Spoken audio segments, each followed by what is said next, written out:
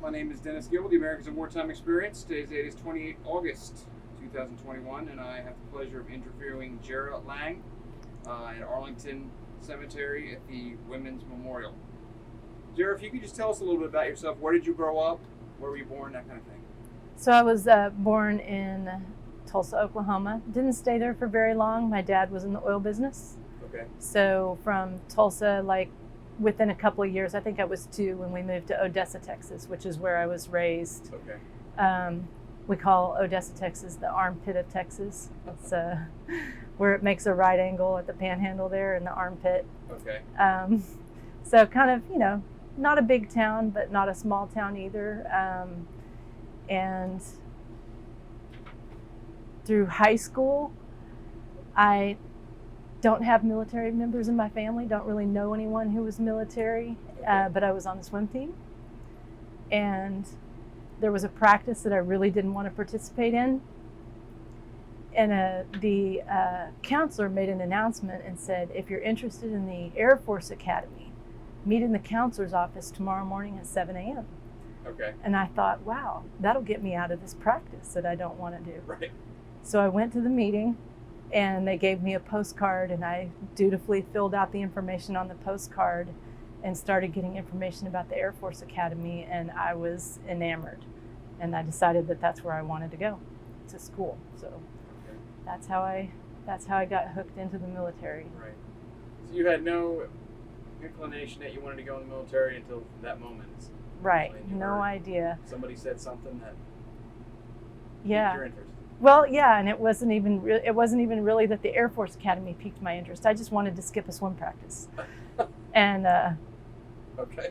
and then once I started getting the recruiting materials from the Air Force Academy, it just seemed so amazing and so glamorous and so selective and competitive to get there. And I wanted it, and I went for it, And you got it. and I got it. So what is that like? You go to the Air Force Academy. Is it culture shock? Very much so. So I was in my little town of Odessa, Texas, in my high school, Odessa Permian, which you may or may not have seen in the TV series Friday Night Lights. Mm-hmm. That was my high school and the years that I was there. And it was I was a big fish. I was smart and capable and the top of my league in swimming, and I went to the Air Force Academy, which is the best of the best in the nation, and suddenly I was a little fish in a giant sea. Right. So it was culture shock for me. Right. And I learned a lot about myself in those 4 years. Right. What was the biggest challenge in those 4 years? Balancing everything. So that's one of the things that they really, really focus on at the Air Force Academy is giving you just exactly more than you can handle, so that you are forced to learn how to manage your time, how to budget your time, how to make smart decisions on what you need to do, what you need to accomplish to be the best version of you can possibly be, Okay. meet your mission objectives, and not leave anything important undone. So that was the biggest challenge, was learning how to balance your time, my time, learning how to give up things that are not important. Was a lot of work. Right.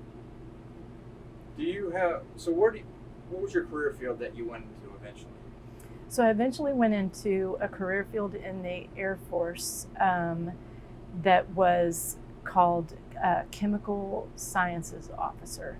Okay. So that career field no longer exists. They actually closed that career field down, but it was a career field that looked at both biology and chemistry and how those sciences play a role in the military mission. Okay. When did you know that that's what you wanted to do? Or does the Air Force pick it for you? How does that work? Well, for me, the Air Force picked it for me. Okay. So I had tried to become a physical therapist and I didn't get selected for that. So after that selection process happened and I was not selected, then I was rerouted into the chemical sciences career field, chemical science officer career field. And my first assignment was to the Rocket Propulsion Laboratory in California. So I was sent to, it's funny because I majored in biology, and I was sent to the chemistry lab where they're working on the chemical composition of what they call non-air breathing fuels. So basically your rocket and spaceborne fuel sources. You know, I majored in biology. I don't know whether you add acid to water or water to acid. So having me in the chemistry lab was not going to be a good fit. And fortunately, the commander at the time let me interview around at the other directorates, and I ended up working in an area where I could work basically with bugs and bunnies, with U.S. Fish and Wildlife, and protecting the natural resources on the land, on the base, and around the base. Okay. And does that have an application outside of the United States, like during wartime? Would there be an application for that? There is a mission that essentially deals with that, but can't really go into that. It's not anything that the Air Force does. The Army has a bigger role in that, actually. Okay. So I wouldn't be able to articulate any details about that. So really the only deployable job in the Air Force that's related to that career field is in the fuels community. Because when people think of the Air Force, I was in the Air Force, and they always ask you, what plane did you fly? Right. They just assume everybody's a pilot. Right. It's really a small percentage of the Air Force that actually flies airplanes. So true. So there's a lot that goes on. I'm sure all the branches of the service are the same way. Right. They don't make the connection that there's other things that have to be done that support that mission. Right. And that's essentially what I did for the first 2/3 of my career, was protecting the environment from the Air Force mission. So, you know, we're out running test missions, dropping live ammunition to see how it's going to perform, see how the pilots are performing together. And there's land underneath that, and those resources have to be protected. You know, we may be emitting like out in California, we're testing rockets, and those rocket fuels are emitting all kinds of noxious gases into the atmosphere. So it's really important to have people who understand the science of that out there protecting the communities. Now, what does the Air Force do if you deem something? I mean, none of that stuff is safe for the environment. So how do they balance that between, we have a mission to accomplish, yet we don't want to destroy the planet in right. process? So all the services, we work within the federal and state laws. So there are specific federal laws that dictate how you enter into a mission that has environmental consequences. And so we follow those federal laws, and then every state also has their own unique environmental requirements. And so the base is always going to have a function that interfaces with those organizations, your federal, state, and local organizations, and helps the base make sure they're following all those laws, rules, regulations, lots of forms to fill out.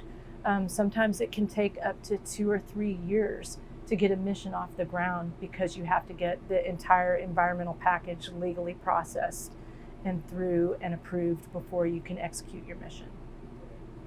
Or is there any times where it's like the Air Force just can't, there's something they just can't do because there's no way to mitigate the... Absolutely. There have been times where missions have been completely canceled because there was no way to mitigate an environmental concern. A lot of times you'll find sound and noise is a huge issue for the Air Force, because our jets make a lot of noise and our training missions are flying over communities.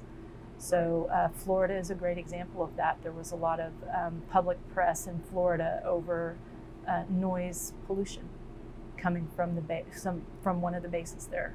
So they had to adjust their mission times when they couldn't fly, no fly times, Right. to accommodate the communities around them. Where did your career take you?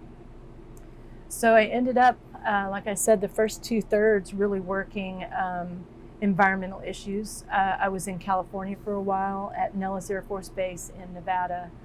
I had an interesting stop along my career where I went back to the Air Force Academy, and that mission is hugely important, training future officers and future leaders.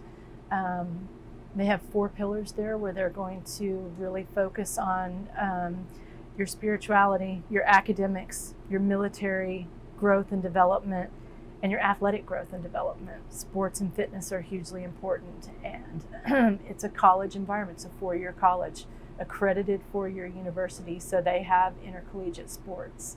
And so I was able to go back and spend 3 years there as the assistant women's swimming coach.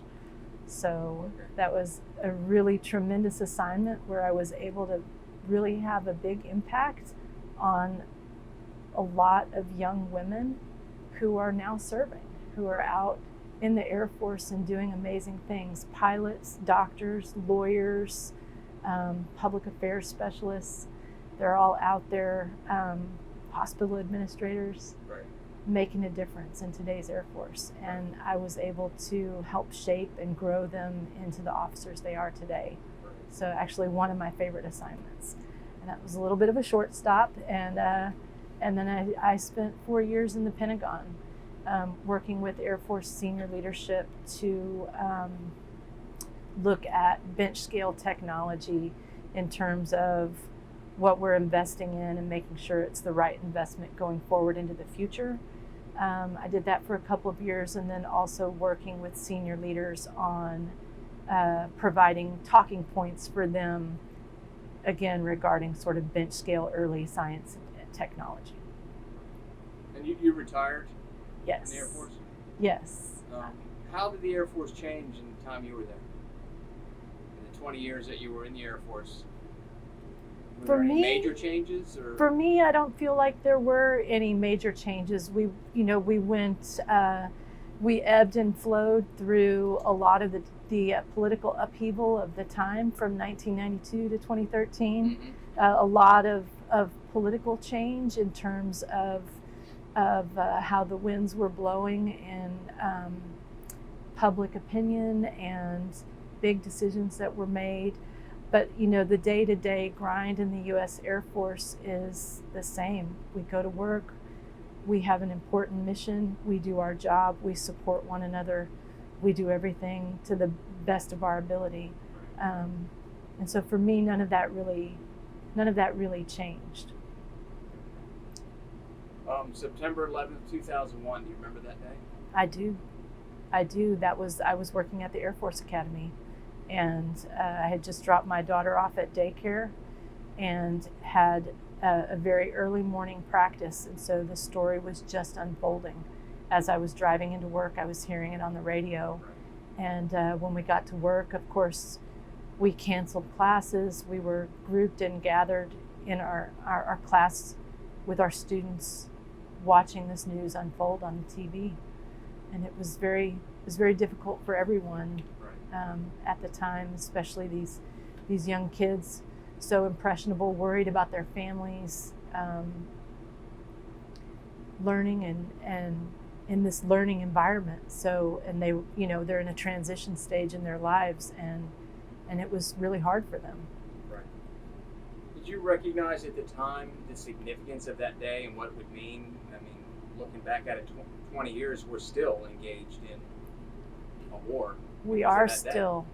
And I think that a lot of people knew that it was going to be a long-term commitment, and it wasn't going to end easily. Right.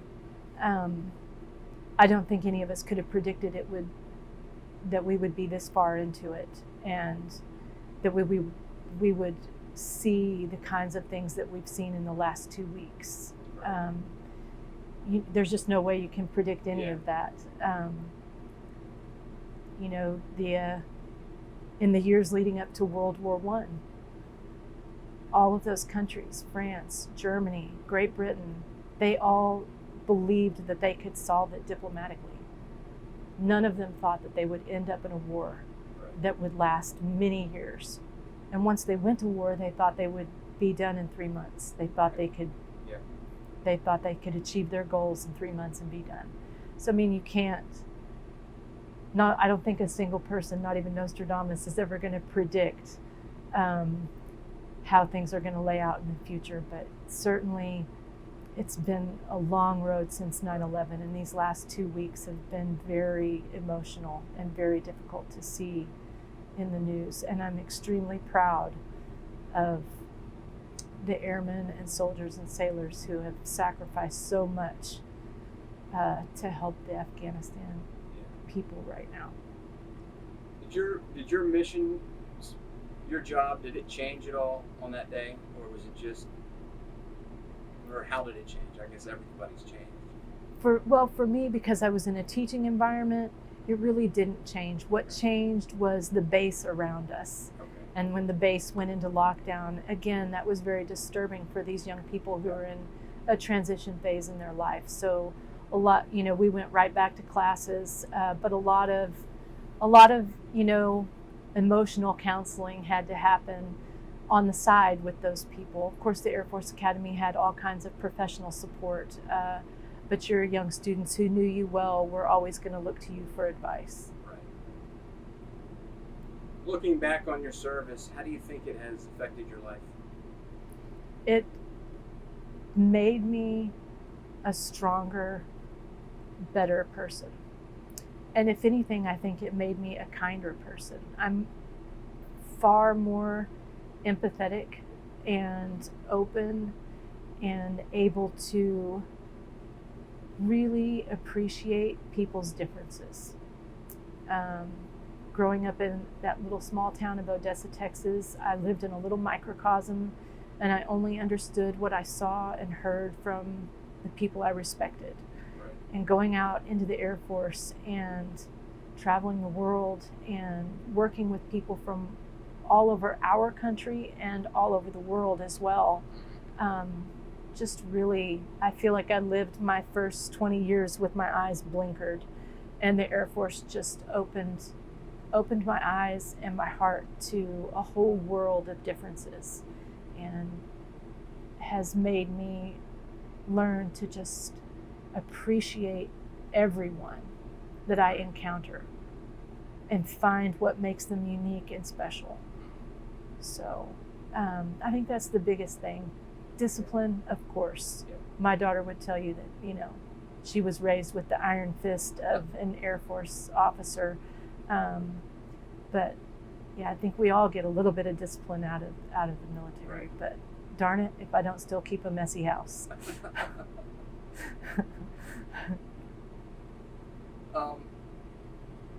One of the goals of our project is to preserve stories like yours, and to hopefully make that available to somebody who might see it in 50 or 100 years. When we're long gone, they'll be able to watch this.